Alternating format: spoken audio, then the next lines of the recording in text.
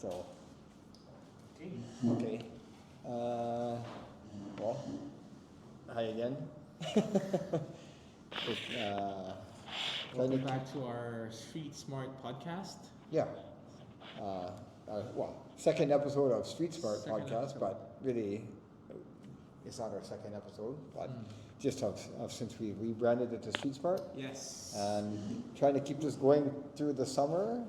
So we're kind of halfway through the summer here. Not end of August, end of July. End of July. So typically a slower time in the market.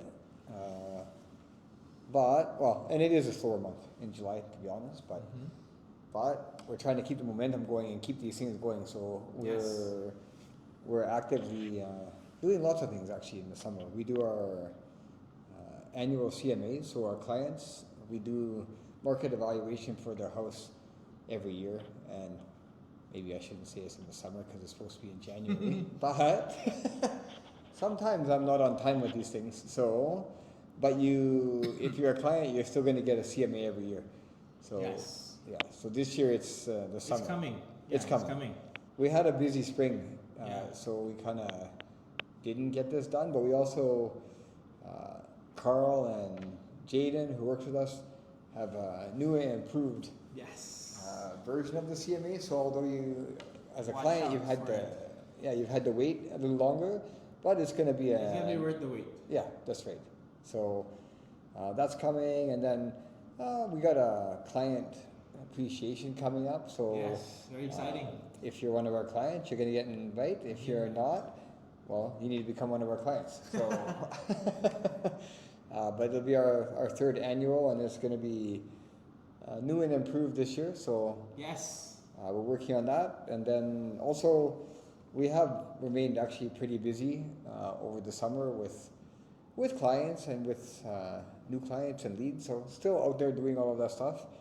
But we thought we would talk about a couple of, again, street smart topics. Yes. So one of those is going to be foreclosures, and the other one is going to be New developments. yeah. Yes. So I'll talk a bit about foreclosures, just from a buyer's point of view. Of course, from a seller's point of view, foreclosure is not a great thing. Means you're being forced to sell your property, and the bank is selling the property. So, but obviously situations happen. Everyone's, goes through different things, and economy does different things, and as we all know, different things go on in the world. So sometimes there are situations where a bank is going to take over a property from an owner and sell that property. So first thing is to know that it's actually quite a long process. So from the seller's perspective, from a period of time where you are not able to pay your mortgage, for example, it can take many months trying to work things out with the bank, and then after it gets to a point where that might not be possible, because the banks generally try to work things out. They don't want to foreclose on your property. They don't want you to lose your home and all that, so they will work with you. But when it comes to a point where they can't, then they start making applications to court to get orders to be able to sell the property. So that takes a considerable amount of time.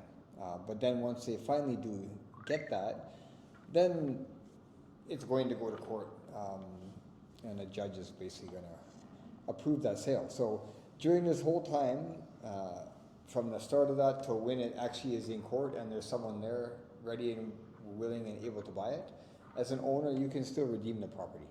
So you can still step in and pay off that mortgage and stop that proceeding. Basically any time up until it's done. So anyway, that's the seller's part. But as a buyer, I guess the thing is, the perception is that foreclosure is a good deal. It's an opportunity. It's someone in distress, so you're going to be able to get a better deal on the property. And I would just say that might be true, but most of the time that's not true. So in my experience, and the reason is, well, a couple of reasons. But first of all, the court is there to ensure that the property is sold for a fair market value. So whether or not it's distressed seller or not, once the bank stepped in, they're selling the property.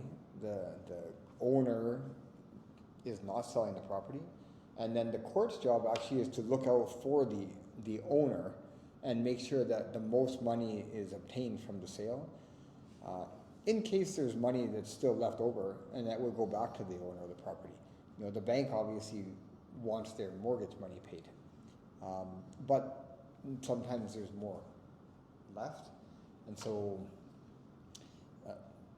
the court's concerned that the owner of the property who wasn't able to pay the mortgage would still be able to get that difference.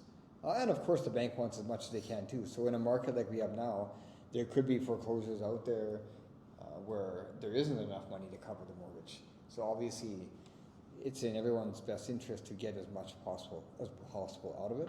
So that's one thing. It's going to go to court, and a judge is going to want basically proof that the highest dollar is being gotten for the property, it has been marketed properly, and second to that, in order to do that, basically once you have an accepted offer on a foreclosure, a court date is set and anybody can go to court. So let's say Carl made the first offer, his accepted offer $1 million for a house, okay?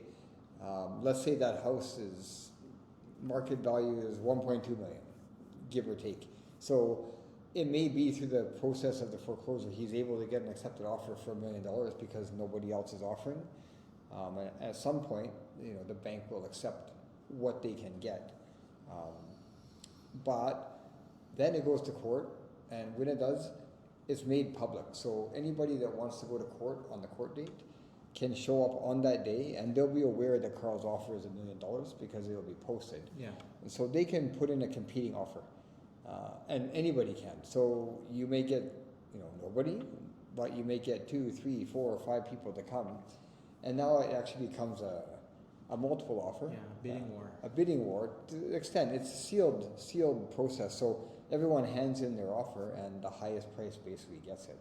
So what that does is usually ends up resulting in that thing being sold for, let's say, the 1.2 million, the market value. So as a buyer then, if you end up being the one to pay that, you haven't necessarily gotten a great deal. Yeah.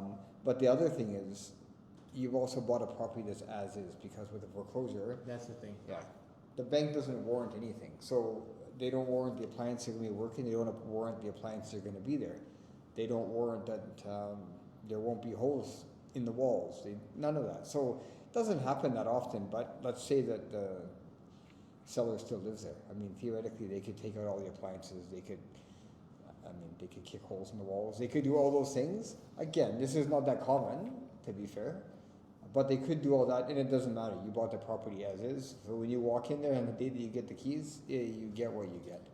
So, yeah, in my opinion, I don't really find that buying a foreclosure is, well, generally it's not the best deal. It might be okay, but the negatives that go along with it, and the process, because you make that offer. So Carl makes the offer, then he's got to wait for, he does his subject, so financing, inspection, he can do that. Subsequent buyers can't really do that, but he can do that. He removes all the subjects except for the court approval, which is the seller's subject, and then he has to wait for the court date. And then when he goes to court, he may not get the property anyway, because somebody else might come in and bid a higher price. Yeah. So it's a long process, no guarantee you're going to get it, and when you do get it, or if you do get it, there's no guarantee what you're going to get. So yeah, anyway, that's my rambling way of explaining it. But can you imagine walking into your kitchen and there's no there's no appliances? We've seen it. Yeah. It's the first time I saw that sort of situation it shocked me, actually, not seeing the appliances in the kitchen. So yeah, probably no buyer ever wants to go through that. So yeah, unless you're getting a really good deal, but like I said, it's not necessarily that easy to get a really good deal. And the other thing is, I don't know, I'll be honest, I don't know, or transparent, I don't know the stats, but I don't think there's been a huge uptick in foreclosures, so that's what everyone has been kind of, not everyone, but people have been waiting for, thinking because the market's gone down, which it has, that there's going to be all these foreclosures, and so far I don't think there's a huge increase, so, but there may be a lot of mortgages, I think, coming due this year, 5-year mortgages from COVID times. So yeah, there could be, yes, there could be more. But anyway, that's my spiel about foreclosures. Of course, if you want to talk more about that or find out more detailed information, you can always reach out to us. And then, we'll talk about a little bit about new developments. Yeah. So it's really, until now, it's really a buyer's market still, and so there are really good deals out there, especially with new developments. And so, if you think about it price-wise, if you can somehow afford a brand new condo or a townhouse or a house, even a house, close to the price of a resale, like, why wouldn't you? So yeah. So that's, I think we've talked about this a little bit before, but it is happening, I would say, more and more that so the market has changed. Prices have gone down.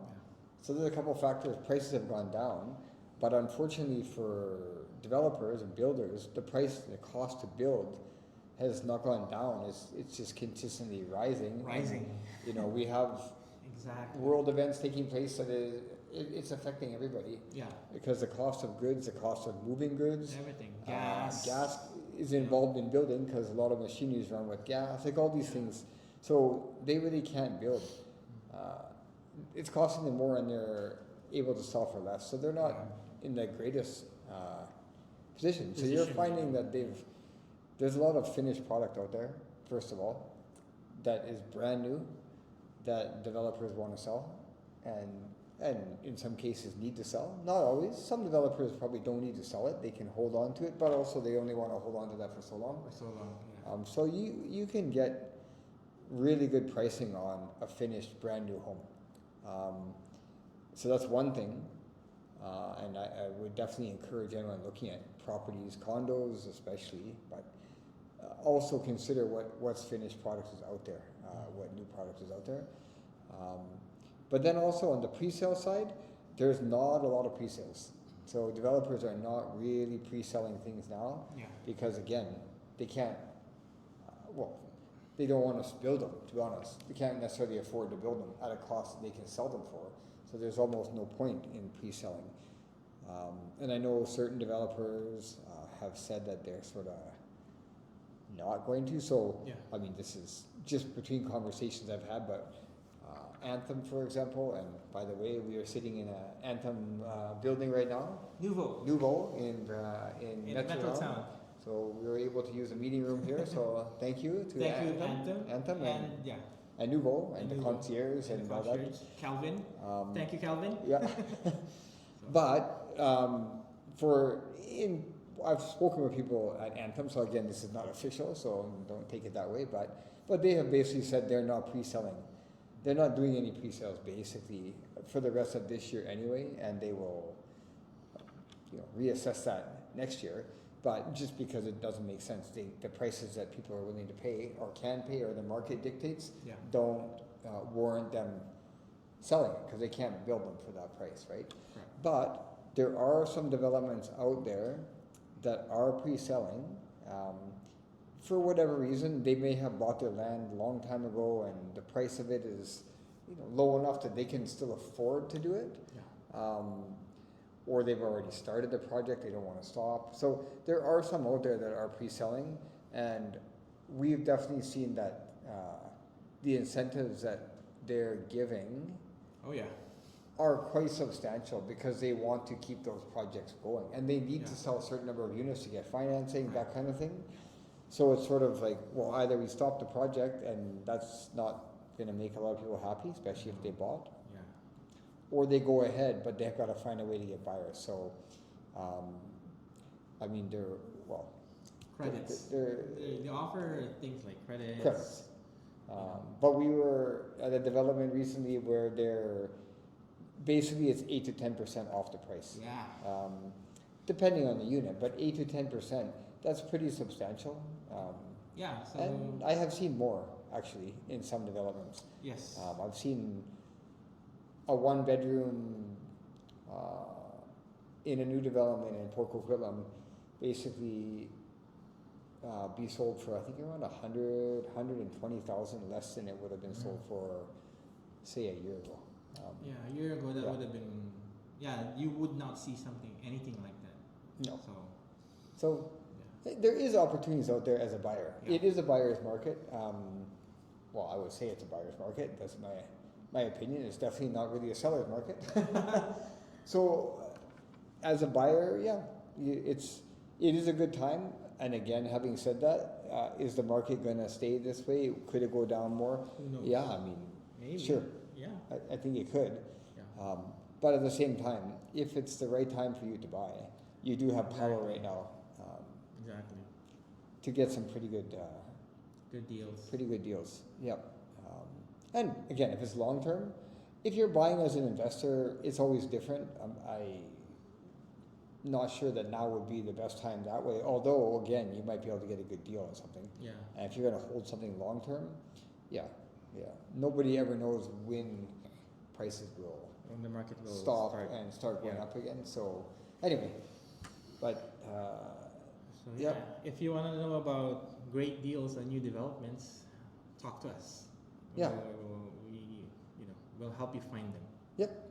So, yeah, absolutely. And if you're looking at buying something else, talk to us. Like I said, there are good deals out there, and it is a good time, especially if you're buying a place to live. It could be a very good time Exactly. to do it. And if you're selling, talk to us too. So I've already said it's not a seller's market, so that might indicate it's not a good time to sell.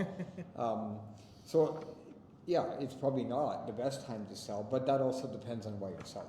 Correct. So when you're selling because you're moving, you're upgrading or upsizing, downsizing, then I don't think the market plays the same factor. It doesn't matter that much because you're going to be selling, you're going to be buying in the same conditions. Yeah. So when it comes to selling, it's just the strategy that matters. So talk to us about that. I Yeah. mean, I think most agents will tell you the same thing. It's not rocket science. Price matters. Price. And when we say price matters, we don't mean price has to be low, No. but it has to be right. It can't be high. It's not This probably going to market. sell as high. So you really got to pay attention to your price. Yeah. Make sure your agent, whoever that is paying attention to the price and giving you good advice. And I would say again, I think a lot of agents do give good advice. So as a seller, you have to take the advice sometimes. Sometimes it's not what you want, but I mean, yeah, really need to kind of listen on that side of what the market says your property is worth and price it that way, and then have it show well. So when you're selling, think of yourself as a buyer. When you go in somewhere and you're buying something, how it shows is going to matter. Oh yeah. Yeah. Presentation Yeah.